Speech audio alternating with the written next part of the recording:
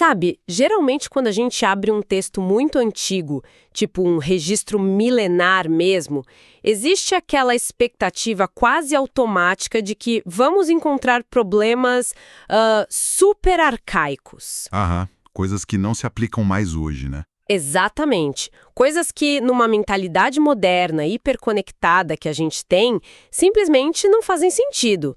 A gente espera ler sobre, sei lá, dinâmicas agrárias ultrapassadas ou conflitos tribais que ficaram, tipo, presos no tempo. Com certeza. Mas o material que a gente tem na mesa para nossa imersão de hoje, olha, ele subverte completamente essa lógica.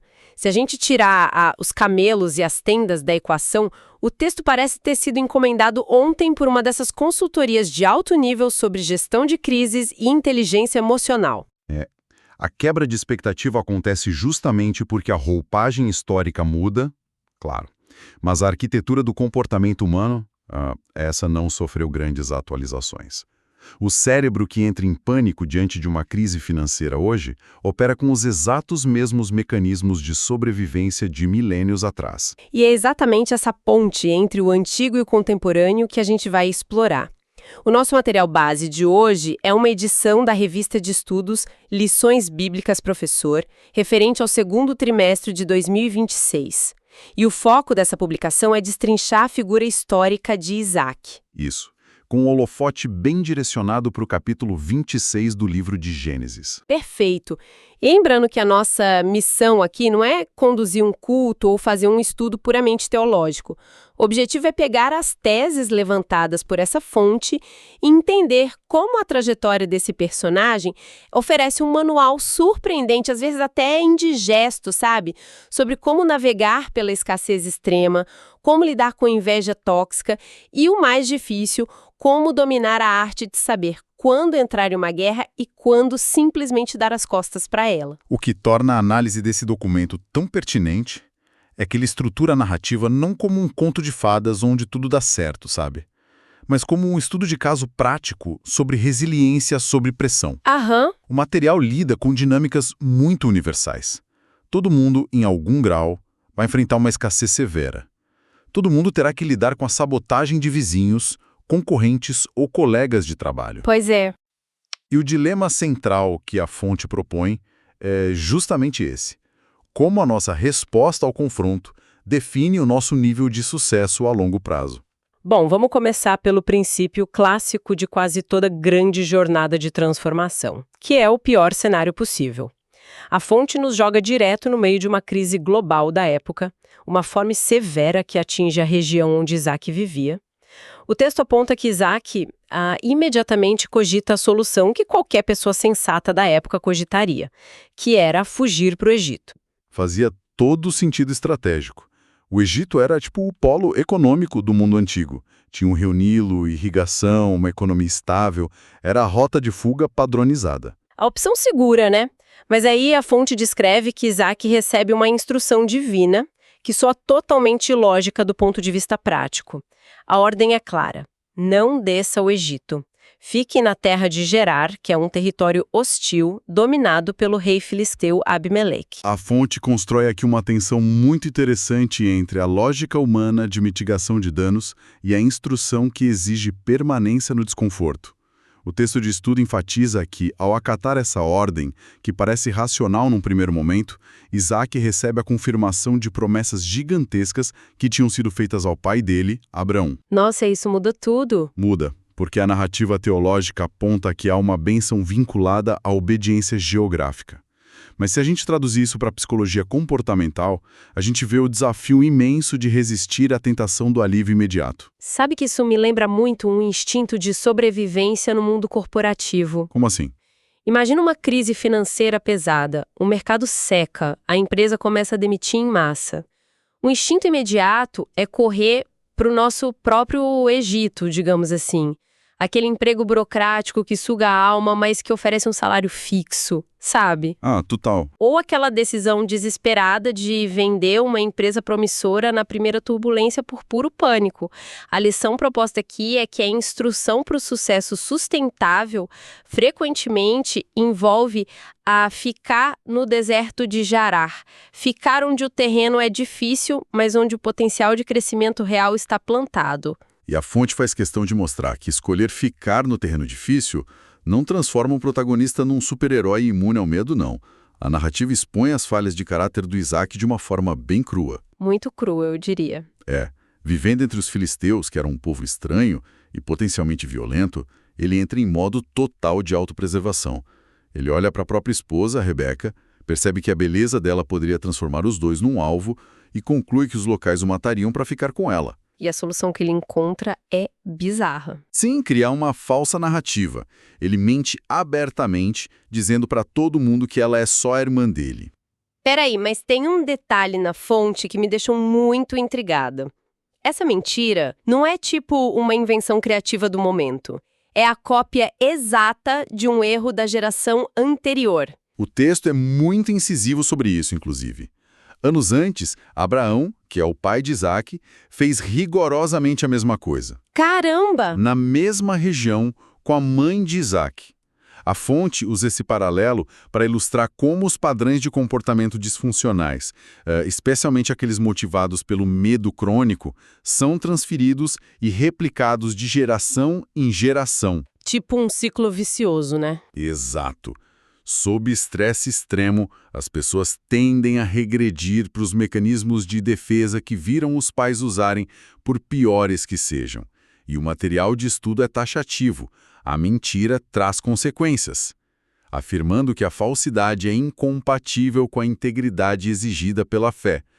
O resultado prático é que o rei Abimeleque acaba flagrando um momento de intimidade entre Isaac e Rebeca. E a farsa desmorona. Cai por terra. O nível de humilhação moral dessa cena é brutal.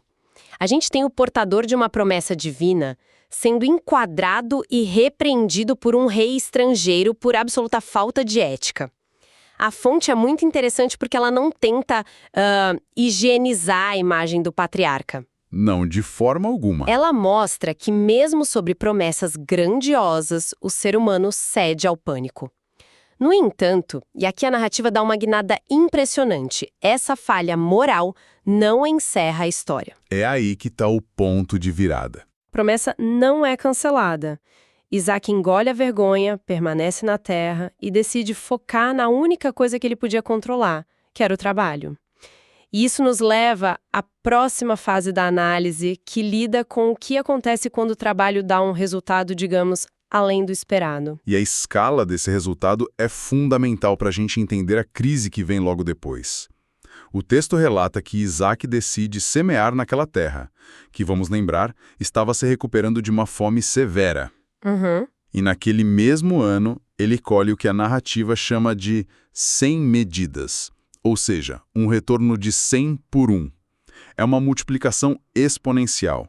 A fonte descreve que ele enriquece de maneira contínua até se tornar riquíssimo, acumulando rebanhos gigantescos e uma equipe vasta de servos. Olha, 100 por 1 é um rendimento que faria os maiores fundos de investimento do mundo parecerem brincadeira de criança.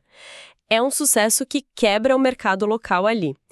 E a resposta da comunidade ao redor não é a pedir conselho sobre agricultura para ele, né? Longe disso. A consequência imediata dessa prosperidade extrema é uma hostilidade visceral. A fonte cita um termo muito forte das escrituras para descrever o estado de espírito dos filisteus, que é a podridão dos ossos. É uma imagem muito pesada. Demais. A inveja consome eles de tal forma que eles não tentam melhorar a própria colheita. Eles decidem destruir a base da operação do Isaac. Eles começam a entulhar, a encher de terra todos os poços de água que pertenciam a ele. Para a gente captar a gravidade dessa sabotagem, a gente precisa entender a economia do deserto descrita pela fonte. Naquele contexto geográfico, a água não era só uma conveniência. Era a espinha dorsal de qualquer império econômico. Sem água, nada funciona. Nada. Encontrar e cavar um poço até atingir o lençol freático num solo rochoso levava meses de esforço monumental. Era o equivalente moderno a descobrir e perfurar um poço de petróleo. Sem água, os rebanhos inteiros morrem em questão de dias. A economia simplesmente colapsa. Então, assim, jogar terra num poço não é vandalismo de vizinhança, não é furar o pneu do carro do vizinho. É um ato de terrorismo econômico puro. A fonte aponta que os poços eram tão vitais que alguns tinham até trancas para evitar roubos. Então, mobilizar pessoas para carregar toneladas de terra e destruir a própria fonte de vida no deserto era uma declaração de guerra. Nossa. O objetivo deles não era roubar a água para uso próprio, entende? O objetivo era a aniquilação total da capacidade produtiva do outro. Eles preferiam perder o acesso a um recurso super valioso, contanto que o Isaac também perdesse. Certo. Mas aqui eu preciso levantar um questionamento bem prático, porque a resposta do Isaac me parece meio perturbadora para nossa mentalidade moderna. Como assim? Pensa bem. No mundo corporativo ou na geopolítica atual, se um concorrente ou um estado inimigo explode o seu principal gasoduto ou sabota a sua infraestrutura, a diretoria não faz as malas e vai abrir filial em outra cidade. A resposta é retaliação. É o revide imediato. Exato, são processos judiciais milionários, é o uso da força, guerra aberta. O Isaac agora é um magnata. Ele tem recursos, tem centenas de funcionários, tem poder de fogo. O próprio rei pede para ele se afastar porque ele se tornou muito mais poderoso que os filisteus locais. Por que não revidar? Essa passividade de simplesmente ir embora não transmite uma mensagem super perigosa de fraqueza? É uma ótima provocação. E essa é a grande charada comportamental que o texto propõe, sabe? À primeira vista, realmente parece covardia. A lógica da retaliação exige uma demonstração de força para garantir o respeito. Mas a fonte introduz o conceito de mansidão. E não como fraqueza, mas como poder sob absoluto controle. Poder sob controle, interessante. A análise do material sugere que Isaac entendeu algo sobre guerra assimétrica.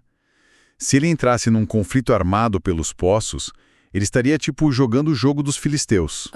Ele gastaria todo o seu tempo, energia e recursos derramando sangue por buracos no chão, paralisando a sua verdadeira vocação, que era prosperar e multiplicar. Olha, isso dialoga perfeitamente com o conceito da falácia do custo irrecuperável. Totalmente. Muitas vezes a gente vê pessoas que investem tanto tempo e dinheiro num projeto ou numa disputa judicial por algo que consideram seu por direito, que se recusam a abandonar a briga, mesmo quando o custo de continuar lutando já ultrapassou infinitamente o valor do prêmio, sabe? É a recusa em aceitar a perda. É o ego falando mais alto, né? Exatamente. A atitude do Isaac é um exemplo brutal de gestão de energia. Ele calcula o custo de uma guerra contínua contra os moradores locais, que estavam cheios de inveja, e conclui que o retorno sobre o investimento dessa briga é completamente negativo. A estratégia mais lucrativa, por mais que fira orgulho, é ceder o ativo sabotado e usar a capacidade produtiva para inovar num terreno limpo. E a fonte reforça essa leitura focando na saúde mental e espiritual dele. O texto afirma textualmente que a paz mental e a saúde de uma família não têm preço. Isaac tinha um perfil pacificador, derivado da sua comunhão com Deus, segundo a revista. Ele tinha clareza do que importava. Sim, ele sabia que o segredo da riqueza dele não estava naquelas coordenadas geográficas específicas, mas na sua própria capacidade de cavar e na bênção que acompanhava ele.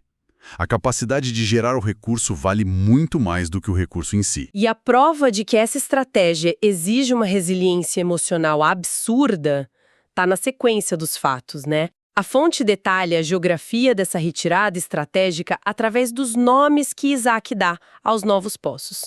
Ele muda de acampamento, vai pro vale e recomeça todo o trabalho estressante de cavar. Ele encontra água, mas os pastores locais aparecem e reivindicam a propriedade. E como ele batiza esse poço? O texto diz que ele o chama de Ezeque, que é uma palavra hebraica que significa contenda ou disputa. Então ele trabalha meses, acha água, a briga recomeça e qual a atitude dele? ele entrega o poço. Ele empacota tudo de novo, move o seu povo gigante sob o sol do deserto e cava mais uma vez. Acha água novamente. E a história simplesmente se repete. Os inimigos vêm atrás dele e reivindicam esse segundo poço também. O nome dado agora reflete a escalada da tensão psicológica. Ele chama de Sitna, que significa inimizade ou ódio. É pesado? A agressão deixou de ser uma disputa comercial de recursos e passou a ser pura perseguição pessoal. Contenda e logo em seguida inimizade. A vontade de jogar a pá na cabeça do agressor devia ser imensa, fala sério. Com certeza. Mas a estratégia de desescalada do Isaac funciona através da exaustão do atrito. Ele recua uma terceira vez. Ele se afasta ainda mais, cava um terceiro poço e finalmente ninguém aparece para brigar. A agressão perde a força porque não encontra resistência para se alimentar. E o nome desse terceiro poço muda totalmente o tom da narrativa. Ele o chama de Rehoboth, que se traduz como espaço amplo ou alargamento. A declaração que acompanha esse nome é de um alívio profundo, uma convicção. Ele diz: agora o Senhor nos deu espaço e prosperaremos na terra. O material de estudo também destaca que, nesse processo, o Isaac demonstra um senso de honra ao reabrir antigos poços da época do seu pai, restituindo os nomes originais que os filisteus tinham tentado apagar da história. Preservando a identidade, né? A preservação da identidade familiar operando em paralelo com a busca por paz. Mas, analisando toda essa progressão, fica aquela dúvida sobre o veredito do mundo real, sabe? Na teoria, focar no próprio trabalho e recusar o confronto direto parece uma filosofia muito nobre. Mas, na selva das relações humanas e dos negócios, será que a postura do pacificador não acaba apenas encorajando mais abusos? Qual é a conclusão que a fonte apresenta para essa diplomacia de recuos sucessivos? Olha, a conclusão registrada no documento base é fascinante, porque ela valida a estratégia a longo prazo e faz isso através de uma virada de mesa protagonizada pelos próprios agressores. Sério? Sim. O rei Abimeleque, que é o mesmo líder cuja nação tinha sabotado a infraestrutura do Isaac, faz uma viagem formal para procurar ele. E ele não vem sozinho, tá? Ele traz o seu principal conselheiro e o comandante do seu exército. É tipo uma comitiva de Estado. Peraí, a mesma estrutura de poder que permitiu que ele fosse escorraçado da melhor região comercial agora tá batendo na porta da tenda dele no meio do deserto? Pois é. Mas a motivação da visita sofreu um giro de 180 graus. Eles não vêm para extorquir ou expulsar ele de novo. Eles procuram o Isaac com a proposta de formalizar um tratado de paz, um pacto de não agressão mesmo. E a justificativa que eles oferecem é a validação definitiva de toda aquela paciência do Isaac. O que eles dizem? Eles declaram textualmente: vimos na verdade que o Senhor é contigo. Uau, essa admissão é fortíssima. É o reconhecimento de que a estratégia funcionou num nível muito mais profundo do que a força bruta jamais conseguiria. Transforma completamente a dinâmica de poder. A lição extraída pelo material de estudo é que a lealdade negociável do Isaac aos princípios dele, mantendo a mansidão diante de vizinhos declaradamente tóxicos, foi a sua maior arma. A revista pontua isso com uma afirmação central de que, quando Deus age, ninguém pode impedi-o. Faz todo sentido. Trazendo para a dinâmica comportamental, os inimigos perceberam que a prosperidade do Isaac era a prova de sabotagem.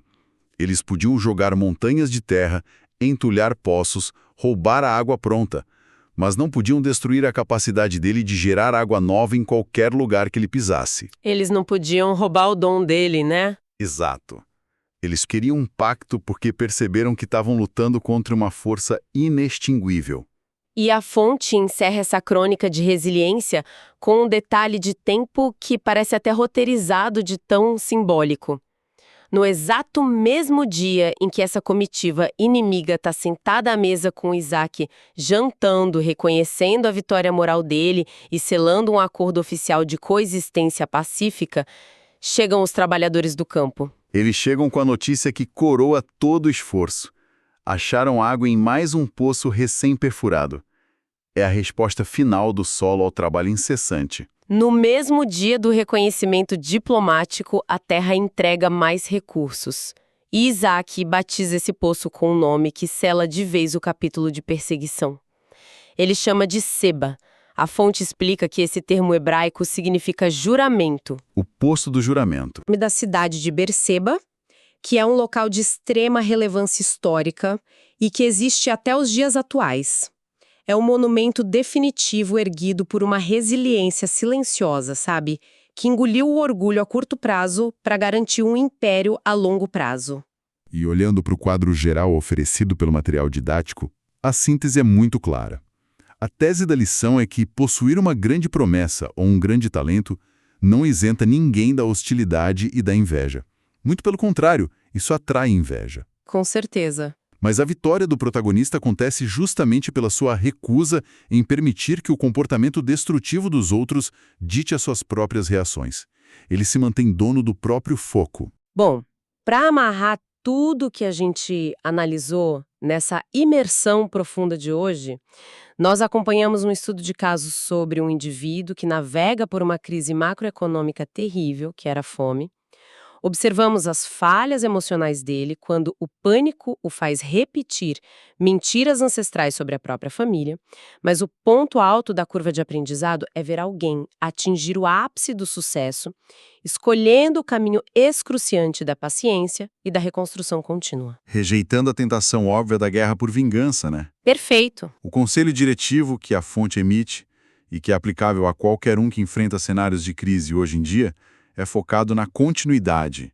A orientação é não paralisar diante das injustiças, continuar o trabalho honesto, cavando novos espaços, pois a recompensa inevitavelmente alcança quem tem a disciplina de não se deixar consumir pela lama das disputas secundárias. É um raciocínio que desafia completamente aquele nosso instinto de estar sempre com a razão, sabe? É verdade. E, caminhando para o fim da nossa análise, fica um pensamento para quem está nos acompanhando processar depois que o áudio acabar. A premissa de que a natureza humana não evoluiu significa que as dinâmicas de gerar ainda acontecem hoje. O tempo todo. Nos nossos escritórios, nas nossas famílias, nos mercados. Sim, eventualmente a gente cruza com pessoas que, dominadas por aquela mesma podridão dos ossos que é a inveja, decidem jogar terra nas conquistas alheias, sabotam projetos, espalham rumores, tentam entulhar os nossos poços de criatividade e de alegria. É o padrão do comportamento humano. A grande questão é, quanto do nosso tempo, saúde mental e patrimônio a gente está desperdiçando tentando desenterrar a sujeira que os outros jogaram, motivados por puro orgulho ou por uma necessidade desesperada de provar quem tem a razão. Uma excelente reflexão. Fica a provocação para nossa audiência, e se a vitória definitiva não for ganhar a discussão e vencer a briga na lama, mas sim ter a ousadia estratégica de dar as costas para o poço destruído, pegar a pá, caminhar em direção a um terreno novo e cavar um espaço tão amplo e abundante que o sucesso se torna inquestionável.